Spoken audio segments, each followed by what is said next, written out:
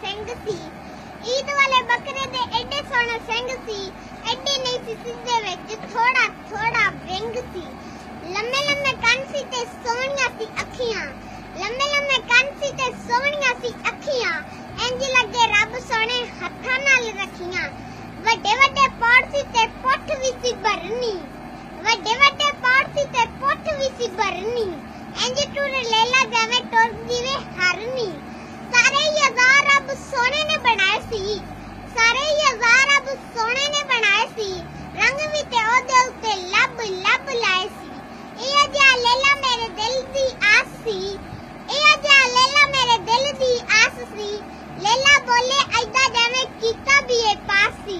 ਲੇਲਾ ਜੋ ਲਿਆ ਕੇ ਸਬੂਏ ਉੱਤੇ ਬੰਨਿਆ, ਲੇਲਾ ਜੋ ਲਿਆ ਕੇ ਸਬੂਏ ਉੱਤੇ ਬੰਨਿਆ। ਸੋਹਣਾ ਸੋਹਣਾ ਆਖੇ ਨਾਲੇ ਸਾਰਾ ਮਹੱਲਾ ਮੰਨਿਆ।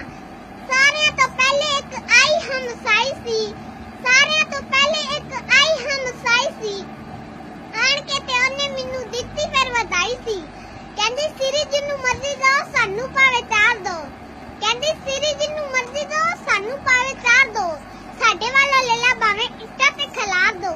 ਬੁਰਾ ਨਾ ਮਨਾਇਓ ਗੱਲ ਹਾਸੇ ਨਾਲ ਕਹੀ ਜੇ, ਬੂਹੇ ਵਾਲੇ ਵੇਖੋ ਤੁਹਾਡੀ ਭੈਣੇ ਆ ਗਈ ਜੇ।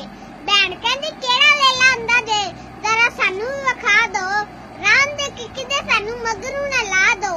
ਪੱਲਿਆਂ ਦਾ ਕੀਮਾ ਦੇਣਾ ਥੋੜਾ ਜਿਹਾ ਪੁੱਟ ਜੀ, ਉਹਦੇ ਵਿੱਚ ਪਾ ਦੇਣਾ ਵਾਵਾ ਸਾਰਾ ਪੁੱਠ ਜੀ। ਘਰ ਮੇਰਾ ਦੂਰ ਹੈ ਕੌਣ ਦੇਣ ਜਾਏਗਾ, ਈਦ ਵਾਲੇ ਦਿਨ ਤੁਹਾਡਾ ਭਾਈ ਆ ਜਾਏਗਾ।